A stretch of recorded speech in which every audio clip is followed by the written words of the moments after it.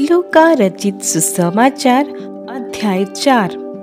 फिर यीशु पवित्र आत्मा से भरा हुआ यर्दन से लौटा और 40 दिन तक आत्मा के सिखाने से जंगल में फिरता रहा और शैतान उसकी परीक्षा करता रहा। उन दिनों में उसने कुछ ना खाया और जब वे दिन पूरे हो गए तो उसे भूख लगी। तब शैतान ने उससे कहा, यदि तू परमेश्वर का पुत्र है तो इस पत्थर से कहे कि रोटी बन जाए। यीशु ने उसे उत्तर दिया, लिखा है, मनुष्य केवल रोटी से जीवित ना रहेगा। तब शैतान उसे ले गया और उसको पल भर में जगत के सारे राज्य दिखाए और उससे कहा, मैं ये सब अधिकार और इनका वैभव तुझे दूंगा, क्योंकि वो मुझे सौंपा गया है और जिसे चाहता हूँ उसी को दे देता हूँ। इसीलिए यदि तू मुझे प्रणाम करे तो ये सब तेरा हो जाएगा।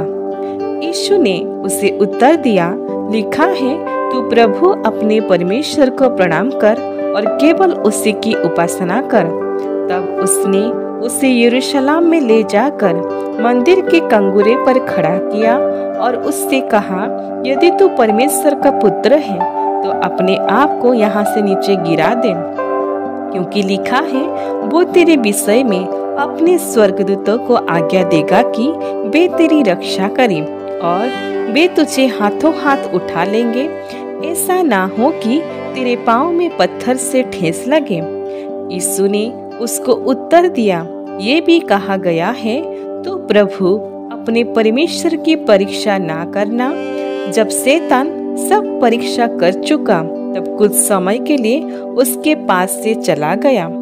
फिर यीशु आत्मा को सामर्थ से भरा हुआ गलील को लौटा और उसकी चर्चा आसपास के सारे देश में फैल गई। वो उनके आराधनालयों में उपदेश करता रहा और सब उसकी बढ़ाई करते थे। फिर वो नासरत में आया, जहाँ पाला पोसा गया था, और अपनी रीति के अनुसार सब्त के दिन आराधनालय में जाकर पढ़ने के लिए खड़ा हुआ। यशायाह भविष्यद्वक्ता की पुस्तक उसे दी गई और उसने पुस्तक खोलकर वो जगह निकाली जहाँ ये लिखा था, प्रभु का आत्मा मुझ पर है, इसलिए कि उसने कंगालों को सुसमाचार सुनाने के लिए मेरा अभिषेक किया है और मुझे इसीलिए भेजा है कि बंदियों को छुटकारे का और अंधों को दृष्टि पाने का सुसमाचार प्रचार करूं और कुचले हुओं को छुड़ाऊं और प्रभु के प्रसन्न रहने के वर्ष का प्रचार करूं। तब उसने पुस्तक बंद करके सेवक के हाथ में दे दी और बैठ गया और आराधनालय के सब लोगों की आंखें उस पर लगी थी। तब वो उनसे कहने लगा, आज ही ये लेख तुम्हारे सामने पूरा हुआ है। सबने उससे सराहा और जो अनुग्रह की बातें उसके मुंह से निकलती थी उनसे अचंभित हुए और कहने लगे, क्या ये यूसुफ का पुत्र नहीं? उसने उनसे कहा, तुम मुझ पर ये कहावत अवश्य कहोगे कि हे बेइज्जतियों, अपने आप को अच्छा कर। जो कुछ हमने सुना है कि कफरनाहुम में किया गया है, उससे यहाँ अपने देश में भी कर। और उसने कहा, मैं तुमसे सच कहता हूँ, कोई भविष्यवक्ता अपने देश में मान सम्मान नहीं पाता। मैं तुझसे सच कहता हूँ कि एलिया के दिनों में जब 3.5 वर्ष तक आकाश बंद रहा, यहाँ तक कि सारे देश में बड़ा अकाल पड़ा, तो इज़राइल में बहुत सी विधवाएं थीं, पर एलिया उनमें से किसी के पास नहीं भेजा गया, केवल सैदा के सारपत में एक विधवा के पास। और एलिसा भविष्यद्वक्ता के समय इज़राइल में बहुत से कोढ़ी थे, पर सीरियावासी नामान को छोड़ उनमें से कोई शुद्ध नहीं किया गया। ये बातें सुनते ही जितने आराधनालयों में थे सब क्रोध से भर गए और उठकर उसे नगर से बाहर निकाला और जिस पहाड़ पर उनका नगर बसा हुआ था उसको चोटी पर ले चले कि उसे वहां से नीचे गिरा दे, परंतु वो उनके बीच में से निकलकर चला गया। फिर वो गलील के कफरनाहुम नगर को गया और सब्त के दिन लोगों को उपदेश दे रहा था।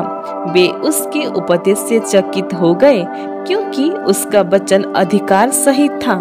आराधनालय में एक मनुष्य था जिसमें अशुद्ध आत्मा थी, वो ऊंचे स्वर से चिल्ला उठा, हे यीशु नासरी, हमें तुझसे क्या काम? क्या तू हमें नष्ट करने आया है? मैं तुझे जानता हूँ, तू कौन है? तू परमेश्वर का पवित्र जन है। यीशु ने उसे डांट कर कहा, चुप रहो और उसमें से निकल जा। तब दुष्ट आत्मा उसे बीच में पटक कर बिना हानि पहुंचाए उसमें से निकल गई। इस पर सबको अचंभा हुआ और वे आपस में बातें करके कहने लगे, ये कैसा वचन है, क्योंकि वो अधिकार और सामर्थ के साथ अशुद्ध आत्माओं को आज्ञा देता है और वे निकल जाती हैं।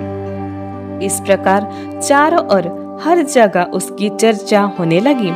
वो आराधनालय में से उठकर शमौन के घर में गया। शमौन की सास को ज्वर चढ़ा हुआ था और उन्होंने उसके लिए उससे विनती की। उसने उसके निकट खड़े होकर ज्वर को डांटा और ज्वर तुरंत उतर गया और वो तुरंत उठकर उसकी सेवा टहल करने लगी। सूरज डूबते समय जिन जिन के यहाँ लोग नाना प्रकार की बीमारियों में पड़े हुए थे, वे सब उन्हें उसके पास ले आए और उसमें से एक एक पर हाथ रखकर उन्हें चंगा किया। और दुष्ट आत्माएं भी चिल्लाती और ये कहती हुई कि तो परमेश्वर का पुत्र है, बहुतों में से निकल गई, पर वो उन्हें डांटता और बोलने नहीं देता था, क्योंकि वे जानती थी कि वो मसीह है। जब दिन हुआ तो वो निकलकर एक सुनसान जगह में गया और भीड़ की भीड़ उसे ढूंढती हुई उसके पास आई और उसे रोकने लगी कि वो उनके पास से ना जाए। परंतु उसने उनसे कहा, मुझे अन्य नगरों में भी परमेश्वर के राज्य का सुसमाचार सुनाना अवश्य है, क्योंकि मैं इसीलिए भेजा गया हूँ। और वो गलील के आराधनालयों में प्रचार करता रहा। ईश्वर इस वचन से हम सभी को बहुतायत से आशीष दे। आमीन।